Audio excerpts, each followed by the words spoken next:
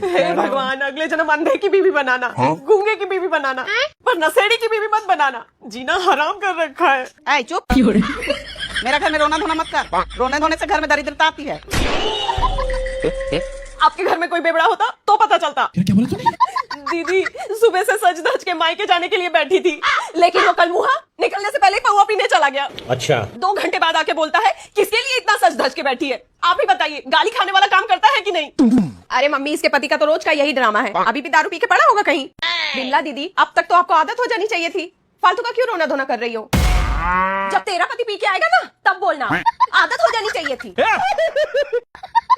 कहीं भी मजबूरी नहीं समझते ये लोग। क्या रे बिमला, बर्तनों को अपने आंसुओं से धोएगी क्या? तेरा ये रोना धोना कब बंद होगा? क्या हुआ बिमला दीदी, क्यों रो रही हो? अरे यही तो नहीं पूछना था इससे। अब फिर इसका चालू हो जाएगा, दारू दारू दारू दारू। कैसे कैसे लोग रहते हैं यार यहाँ। होता है बिमला दीदी, चलता है ये आदमी लोगों का कभी कभी पीना। कभी कभी? मेरे पति को जानती नहीं है आप। जीना हराम कर दिया है मेरा। भरी दोपहरी दाल चावल खाने के टाइम पे दारू पीने चला जाता है।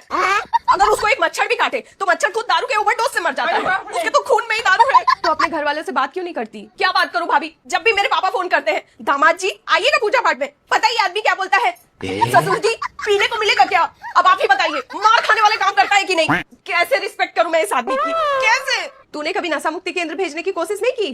भाभी, इसके लिए तो बस काला पानी का सजा बना। बाकी सारा केंद्र पेंद्र तो ये पूजा पंडाल जैसा घुमा है। बहू, कहानी का मजे लेना हो गया हो तो जाओ अपने पापा को 2 रोटी दे के आओ। जी मम्मी जी। और अभी तो रुको, क्लाइमैक्स अभी बाकी है।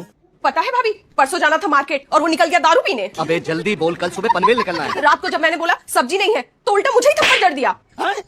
ऐसे आदमी को तो सजा मिलनी चाहिए। तू पुलिस केस कर, फिर देख पुलिस कैसे उसे ठीक करती है। अरे नहीं भाभी, ये थाना वाना के चक्कर में नहीं पड़ना। सुना है बहुत कूटती है पुलिस। आखिर वो मेरा मर्द है। तो तू क्या ऐसे ही जिंदगी भर मार खाती रहेगी? मैंने कब बोला मैं मार खाती हूँ? मैं तो उल्टा उसे ही धो देती हूँ। अब नशे की हालत में उसे क्या पता बीबी को मार रहा है या बीबी की मार खा रहा है। इतना पीता है कि उसे मार का पता ही नहीं चलता। और नहीं तो क्या, उसका तो सुबह दारू, शाम को दारू, दोपहर दारू, दारू दारू दारू दारू दारू दारू दारू दारू दारू। बहू मर गई क्या? नहीं मम्मी, और मारिए दीदी, और मारिए, बहुत उड़ने लगी है। तू ही बन जा इसकी माँ, तू ही मार ले। ठीक है। ये गुड्डू शर्मा कौन है? तुम्हारी सरकारी नौकरी लग गई है, लो लेटर और साइन कर दो। अरे मेरी अफसर बिटिया, ले मुंह मीठा कर। क्या बिजली का बिल नहीं भरा? लाइन काटिए उसकी। गुड्डू बेटा, गुड्डू बेटा।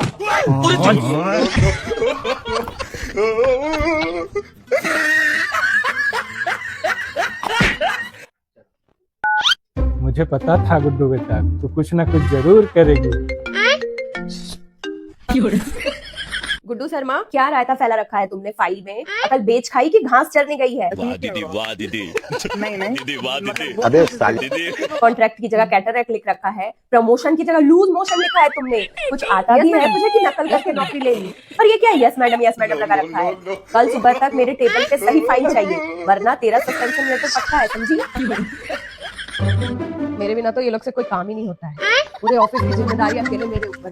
पता नहीं कैसे चलेगी मेरे बिना ये सरकार। और नहीं तो क्या, अपनी गुड्डू मैडम की पहुंच तो बहुत ऊपर तक है। चल तू ज्यादा चापलूसी मत कर, तेरा कोई सैलरी बढ़ने वाला नहीं है। अरे ये सब छोड़िए ना चाचा, आप बताइए कैसे आना हुआ? मुझे पहले से ही पता था, गुड्डू बहुत टैलेंटेड है, लड़की में कुछ तो खास है। थोड़ा पड़ोसियों का भी ध्यान दे दिया करो। गाँव बसा नहीं, मांगने वाले पहले ही आते। अबे साले। इसे छोड़िए ना, आप बोलिए। देख ना गुड्डू बेटा, मेरा 6 महीने से बिजली का बिल पेंडिंग पड़ा है, कुछ ले दे के हो सकता है तो कर दे। अच्छा, तो ये खुशी के नहीं रिश्वत के लड्डू है। ऑन ड्यूटी एक सरकारी अफसर को रिश्वत देने की कोशिश, हिरासत में लीजिए इसको। आजा, तू ही बन जा सरकारी अफसर, मैं ही कर लेती हूँ तेरी जगह झाड़ू पोछा। अच्छा।